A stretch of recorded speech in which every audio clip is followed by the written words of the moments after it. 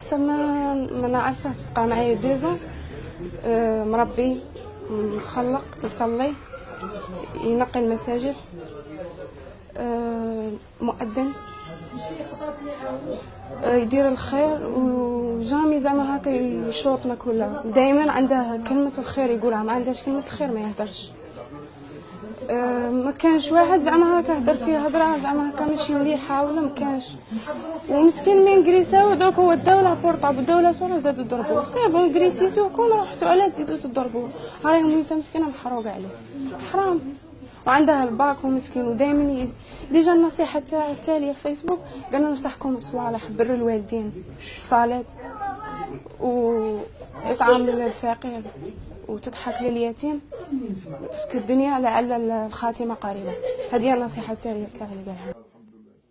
شوفي لا طلب مني رساله نديرها له. انا عطيتها للمدير فاكسه هذا هو ماما. اليوم حشينا ماما وصلاتها هذاك. شنو نقول لكم الله يرحم والديكم كثر خيركم ويرحم والديكم. هذا المصاب هذا جاء فاجعه علينا ونتمنوا ان شاء الله يكون في رضوان الجنه.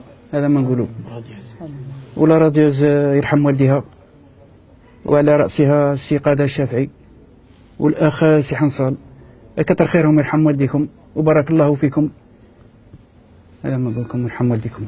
وبالنسبة لجلال هذا خونا، هذا إنسان كبر على الطاعة، هو شاب في عمره 18 عام كبر في المسجد، كبر في مسجد الهداية، كان ينظف في المسجد، كان يقوم بمبادرات في المسجد الهداية، وهذا هو المجتمع اللي وصلنا له كما قلناها قبيله. دروك انسان صبح يربي ولده لكن ما يسلكش، يربي ولده في المجتمع ويتعب عليه وكاع ويجيه المصيبه. اولا الحضور تاعنا اليوم حضور لتخفيف من الواقع الفاجعه التي ألمت بالعائله تاع الله يرحمه جلال. واش نقول اليوم يعني اكتشفنا يعني المرحوم قمة في الأخلاق، اكتشفنا قمة فيما يخص المحبة اللي خلقتها له التربية تاعو، تاع التربية نقول أنا تاع الوالدة تاعو، تاع الوالد تاعو، يعني محبوب من طرف جميع الأصدقاء تاعو في الثانوية. كان يقوم بعمل جبار، عمل إنساني. قالوا لي باللي كان يضحي من وقته باش ينظف الجامع. تعرض لغدر من طرف شباب طائش، يعني اللي ما يمثلوش الثقافة والمجتمع والأخلاق تاع الشعب الجزائري. يعني هادو اشياء راهم يدخلوا علينا. نقول احنا باللي هذا التواصل السلبي يعني اللي ما عرفش الشباب، يعني الشباب تاعنا اللي راه ما عرفش يتجنبوا.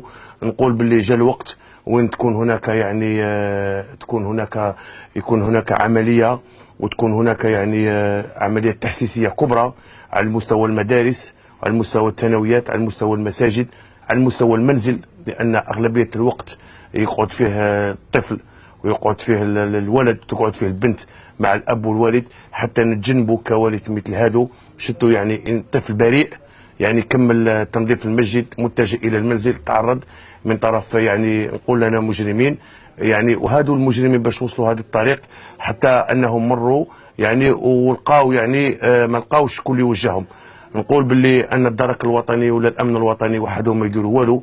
لازم تضافر الجهود، لازم تضافر الامام كما قال الاخ، لازم تضافر الوالدين، لازم تضافر المعلم، الاستاذ، يعني المحيط، يعني العائله الكبيره والعائله الصغيره، باش نحاولوا نتجنبوا فاجعات كما هذول اللي راهم يألموا كثيرا. يعني المحيط المقرب للضحايا سواء من الاب والابن والاخ. واش نقول ان شاء الله يعني دائما نحاولوا يعني نواصلوا بالعمل التضامني تاعنا وباش نخفوا من هذه. وان شاء الله يعني هذو الصوالح تاع الاختطاف والجريمه الغير، يعني الجريمه الغير الواحد اللي ما يكونش قارحها، الصوالح هذو يعني ان شاء الله يبتعدوا في اقرب الاجال عن المجتمع الجزائري.